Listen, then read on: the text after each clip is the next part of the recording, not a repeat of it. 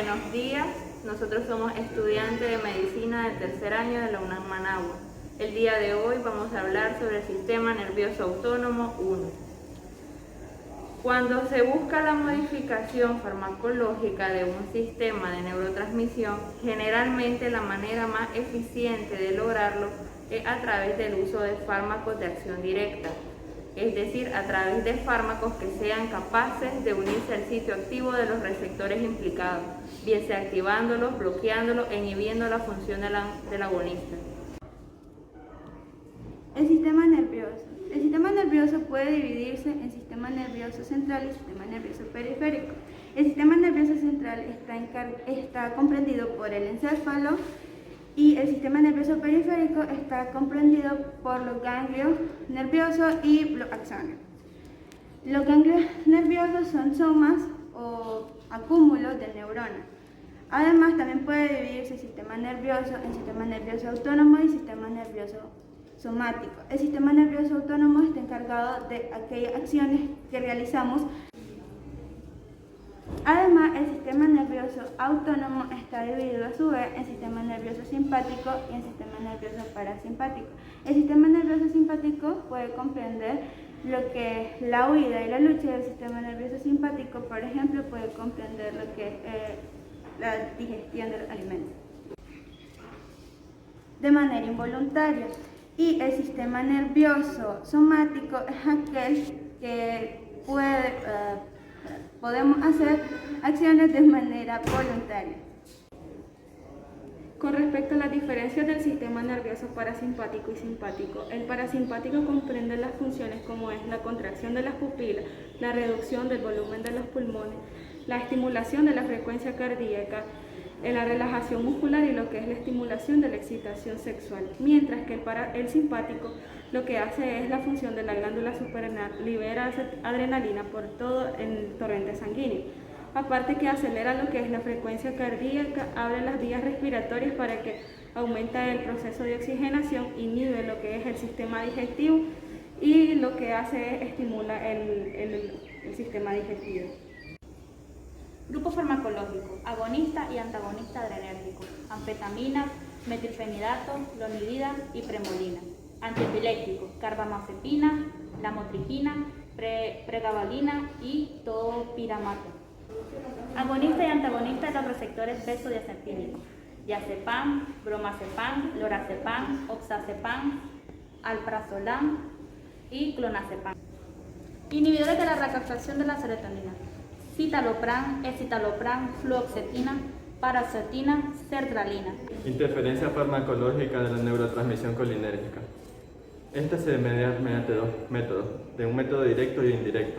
Este último, el método indirecto, se da por inhibición de la transformación o de la reducción de la acetilcolina mediante la enzima acetilcolinesterasa.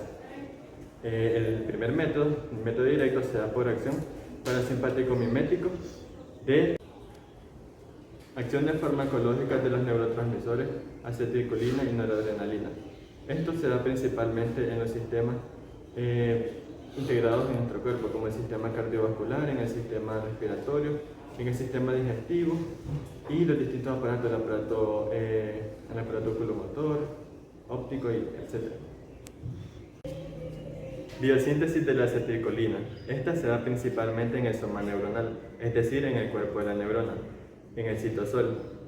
Inicia, es una reacción catalítica de la enzima colinoacetiltransferasa, en la que se une la coenzima A, que es un producto de piruvato que proviene de la glucólisis, y la colina, que es hidrólisis de la acetilcolina, que se encuentra en un 50% en la hendidura sináptica, fuera de la membrana preganglionar. Ahora corresponde hablar acerca de las propiedades farmacológicas de los colinomiméticos y los antimuscarínicos. Cuando hablamos de los colinomiméticos nos referimos a las propiedades farmacodinámicas. En esta es importante saber que los colinomiméticos pueden reproducir la función de la acetilcolina y lo hacen de dos maneras, directa o indirecta. Directamente lo hacen inhibiendo los receptores colinérgicos e indirectamente lo hacen a través de la inhibición de la enzima acetilcolinesterasa. Cuando nos referimos acerca de las propiedades farmacocinéticas, vamos a hablar de que acá lo más importante es la vía de administración o la manera de administración. Es decir, en este caso hablamos de que las estructuras químicas van...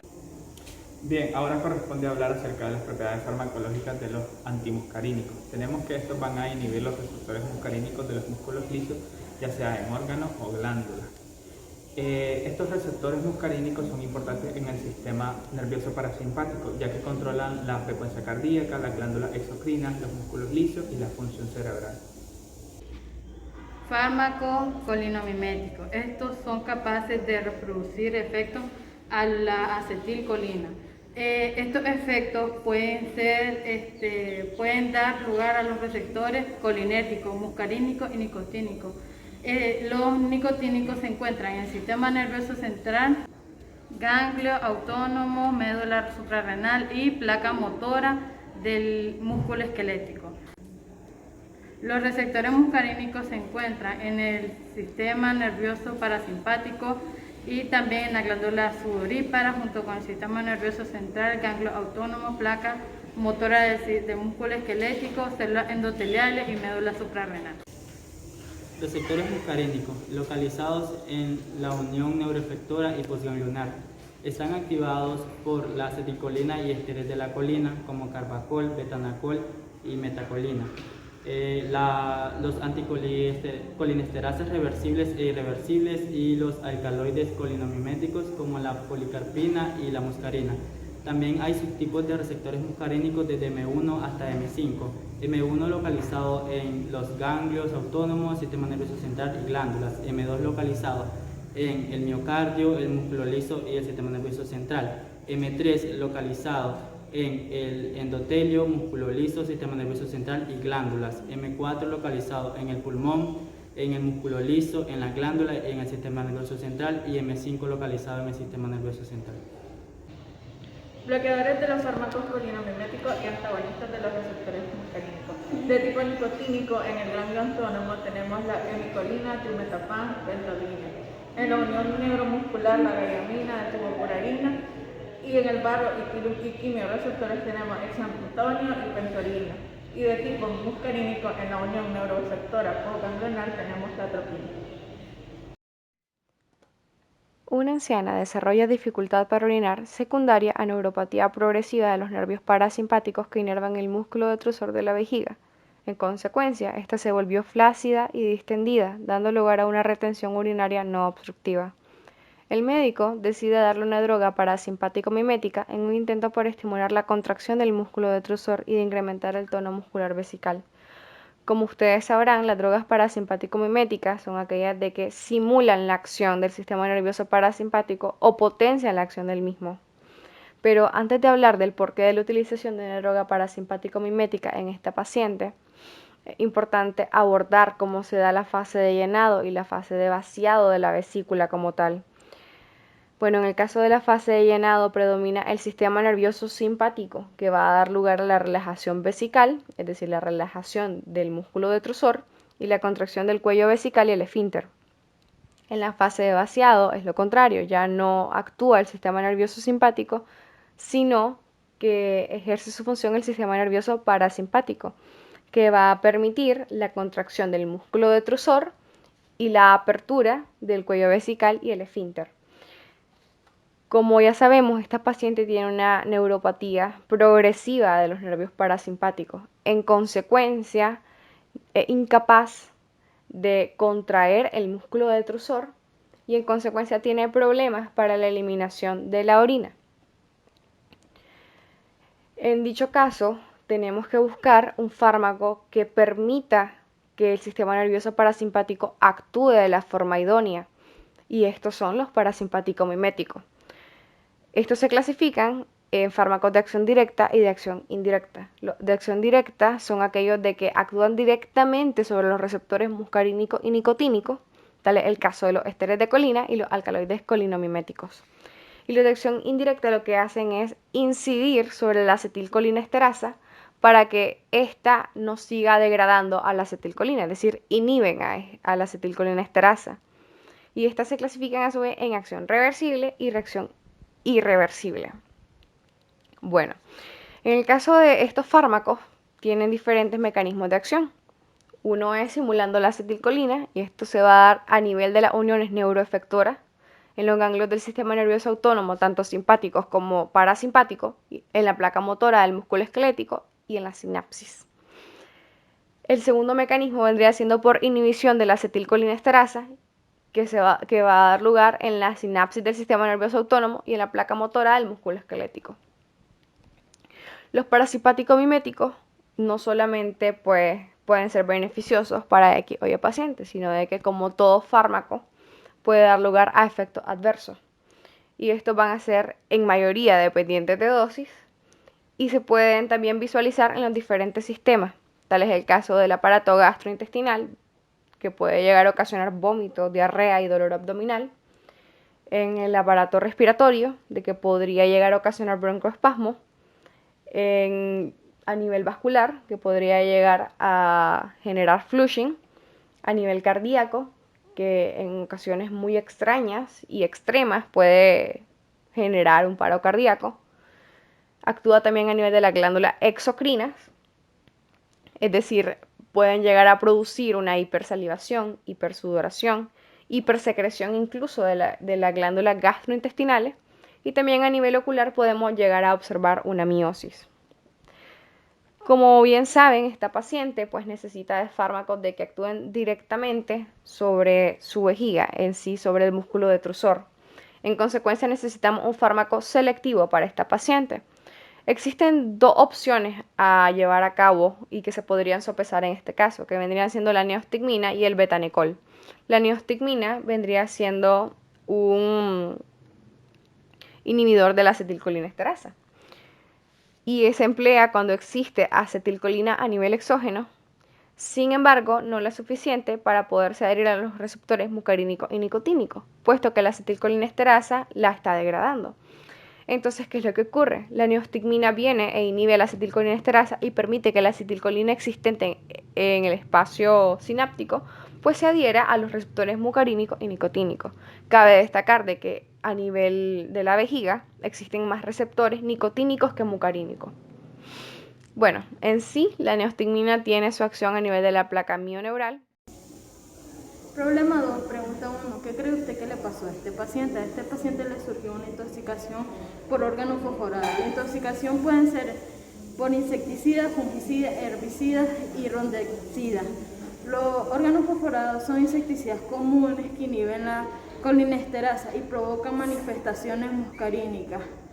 Se sospecha de toxicidad si los pacientes tienen síndrome de tóxico colinérgico muscarínico, con los hallazgos neuromusculares y respiratorios prominentes como lo hay en este paciente.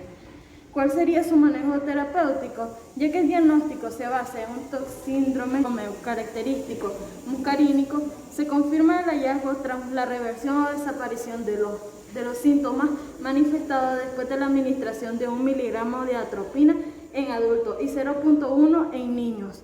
Confirma el diagnóstico por la respuesta de la atropina y a veces los niveles de colesterasa en RBC. Ya que en este caso es un tratamiento asintomático donde conocemos la causa, se administra atropina, que tiene acción para las manifestaciones respiratorias, para aliviar el broncoespasmo y broncorrea, más que para normalizar el tamaño de la pupila y la frecuencia cardíaca. Se administra prolidoxima para las manifestaciones neuromusculares. Después de la estabilización de las manifestaciones del paciente, se debe buscar lo más rápido posible la descontaminación completa de este paciente. ¿Qué fármacos se utilizarían en esta ocasión? Se utilizarían dos tipos de fármacos, la atrofina y la noxima. Las atrofinas son indicadas para tratar lo que son los colinérgicos, además de los síntomas que tienen que ver con enfermedades cardíacas y respiratorias. Las atrofinas lo que hacen es atravesar las barreras hematoencefálicas y contrarrestar la acetilcolina en el sistema nervioso central. La dosis indicada de atrofina son de 0,05 miligramos por kilogramo por dosis y se suministra en los primeros 5 a 10 minutos hasta detener lo que es la atrofinización.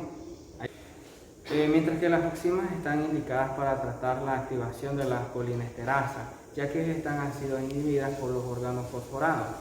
Las noximas son más indicadas para tratar los síntomas correspondientes a los nicotínicos.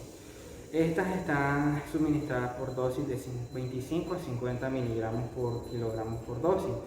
Son insufadas en un aproximado de 30 a 50 minutos con una insufación lenta. Estas están indicadas también para tratar lo que son enfermedades, para tratar enfermedades relacionadas con los síntomas nicotínicos. El mecanismo de acción de la atropina esta se va a activar por los antagonistas competitivos correspondientes a antagonistas muscarínicos. Estos antagonistas lo que van a hacer es que presentan una estructura no polar. Gracias a esto van a atravesar las barreras hematoencefálicas y podrán estimular el sistema nervioso central y deprimirlo para inactivar lo que es la acetilcolina en este caso. Algunas diferencias entre los colinérgicos y los adrenérgicos son que en las colinesterasas estas se producen más que todo por una estimulación prolongada de la acetilcolina y se van a tratar propiamente con la atropina, mientras que los nicotínicos se deben a una inhibición prolongada de la acetilcolinesterasa y se van a tratar propiamente con las enzimas. ¿Habrá alguna forma de prevenirlo? Si la hay, administrándole al paciente atropina antes de la administración de hidrofino y disponer de un equipo de reanimación cardiopulmonar.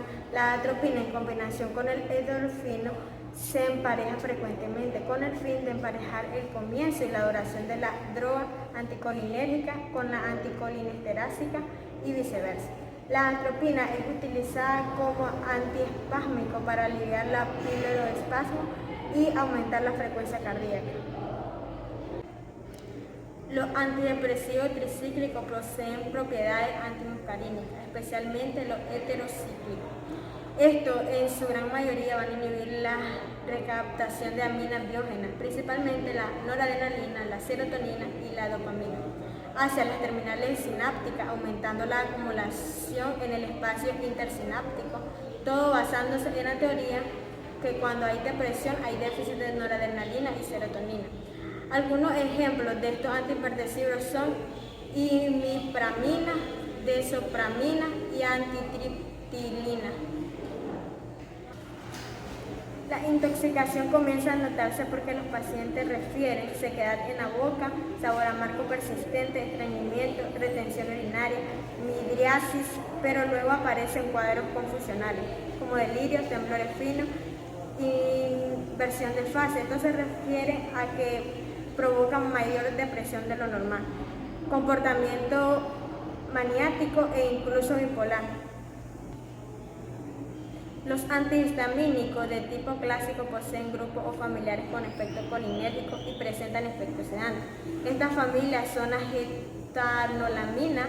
Estos producen altos efectos sedantes junto con los etilediamidas con poco menos de sedación, pero tienen efectos antiserotónicos y anticolinérgicos.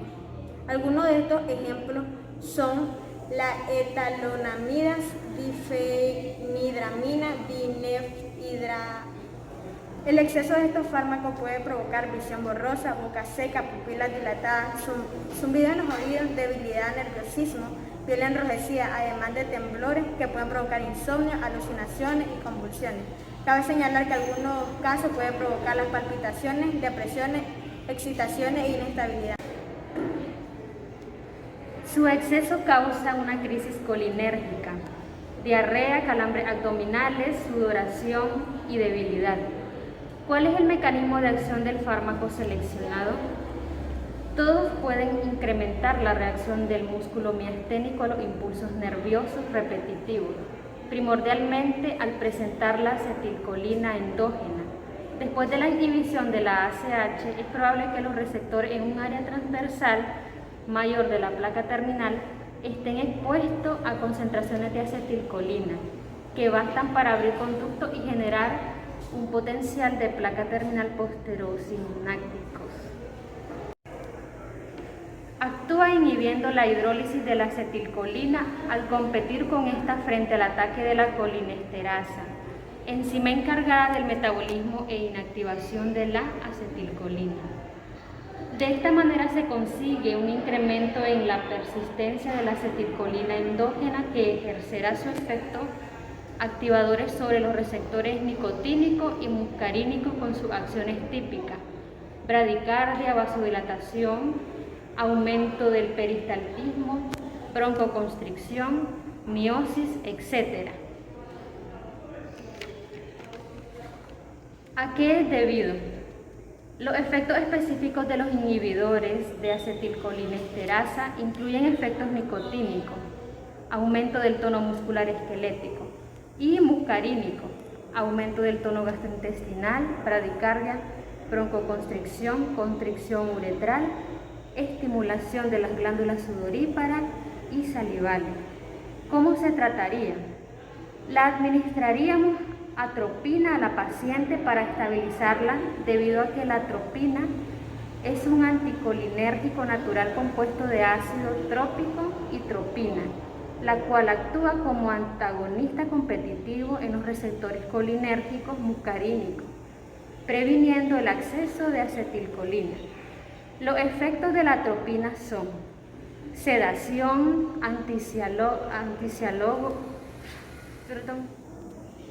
Los efectos de la atropina son sedación, antiциалógogo, aumento de frecuencia cardíaca, relajación del músculo, prevención de mareos, midriasis ciclopegia y disminución de secreción de H gástrico.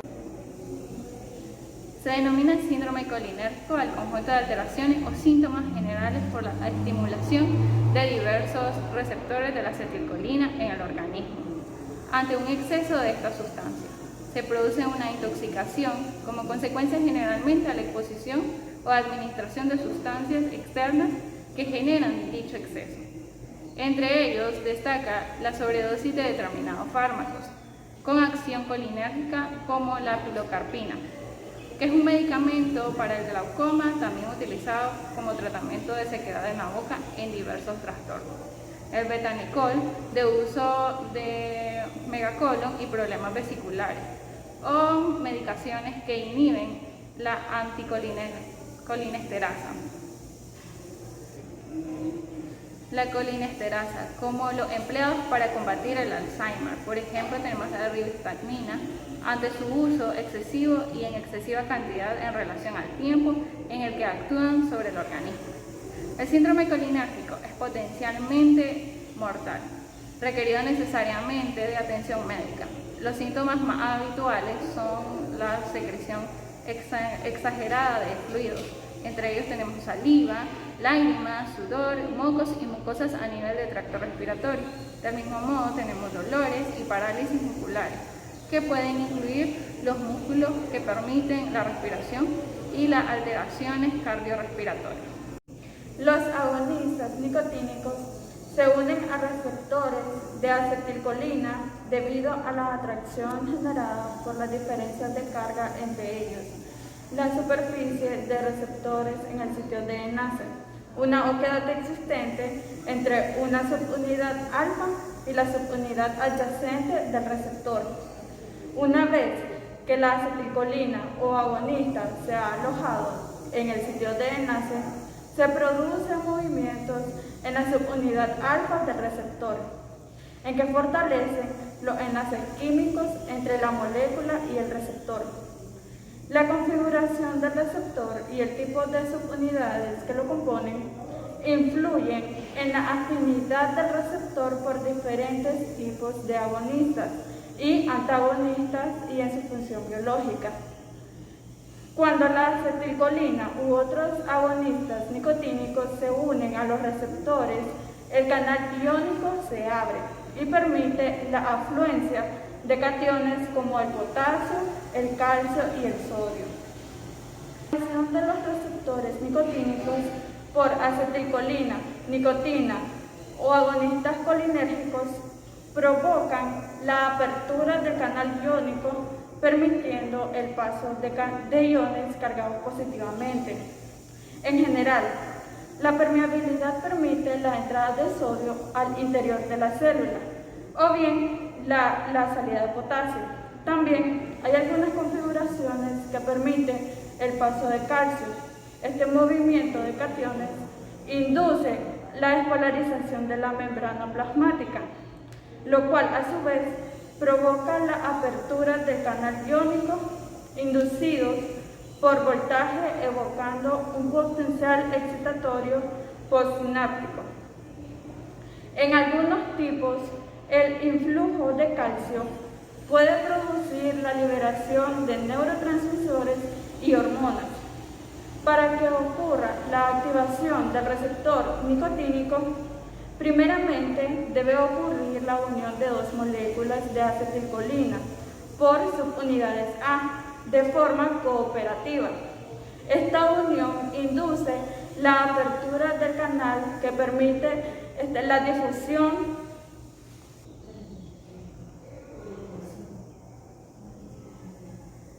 Para que ocurra la activación del receptor nicotínico, primeramente debe ocurrir la unión de dos moléculas de acetilcolina por subunidades A de forma cooperativa. Esta unión induce la apertura del canal que permite la difusión a través de la bicapa de los iones sodio, calcio y potasio.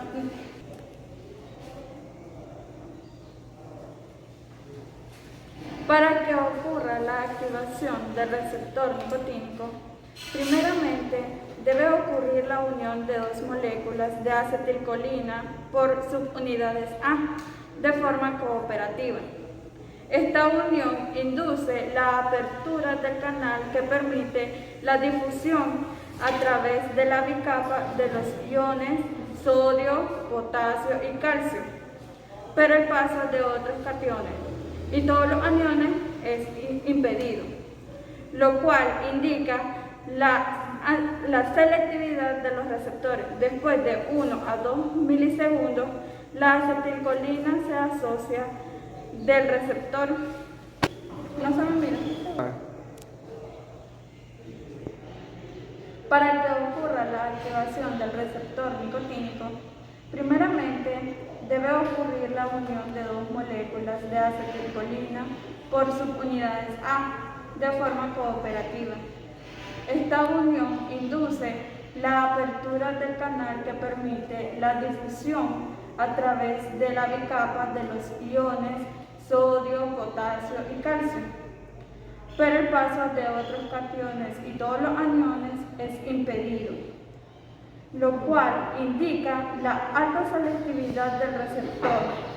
Después de 1 a 2 milisegundos, la acetilcolina se asocia del receptor, por lo cual se cierra el poro.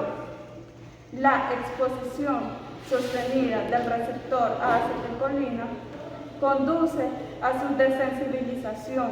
Periodo. Acciones farmacológicas de los agentes colinérgicos en diferentes órganos. En el sistema nervioso central tenemos que la atropina en dosis terapéuticas produce una ligera estimulación del sistema nervioso central y de la médula y algunos centros cerebrales superiores. La estimulación vagal puede ser evidente con dosis pequeñas en producción de bradicardia refleja. En actividades antitremor tenemos que los anticolinérgicos tienen efectos antiparkinsonianos, produciendo una mejoría en síntomas clásicos como son la rigidez y el temblor. En los efectos anticinetóxicos, los anticolinérgicos son efectivos en el tratamiento para mareos por movimiento. Tenemos que en el aparato cardiovascular, la atropina no posee efectos directos sobre las arterias de la periferia, pero contrarresta eficientemente lo que es la vasodilatación y la hipotensión arterial, que pueden producir altas dosis de ésteres de colina. En el aparato gastrointestinal tenemos que la motilidad y el tono gastrointestinal son inhibidos por la atropina y algunos agentes antimuscarínicos. El músculo liso se relaja y los movimientos propulsivos disminuyen o se anulan.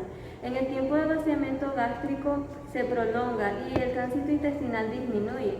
También algunas secreciones digestivas son inhibidas o nulas. Tenemos que el aparato respiratorio pueden ser de gran utilidad lo que son los agentes colinérgicos para el tratamiento de asma bronquial. En la atropina, las dosis apropiadas bloquean el músculo liso de los bronquios y los bronquiolos y produce broncodilatación e inhibición de las secreciones.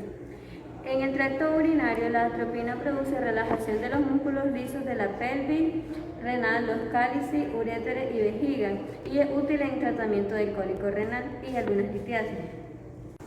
En otros músculos lisos, la atropina puede producir un moderado efecto relajante sobre el músculo liso, como es el de la vesícula biliar y los conductos colédoco-biliares. En resumen, el sistema nervioso regula funciones como la digestión, la circulación, la respiración, las excreciones y el metabolismo. Las drogas parasimpáticas miméticas poseen una función principal como es la activación de los receptores colinérgicos y muscarínicos del sistema parasimpático. Por ello, los fármacos son influencias directas e indirectas en este sistema, por lo cual se deben administrar en dosis cuidadosas con supervisiones constantes. Esto debido al número de manifestaciones adversas que pueden presentarse como consecuencia de una mala prescripción, por lo cual esta presentación persuade a actuar de forma sensata para evitar cometer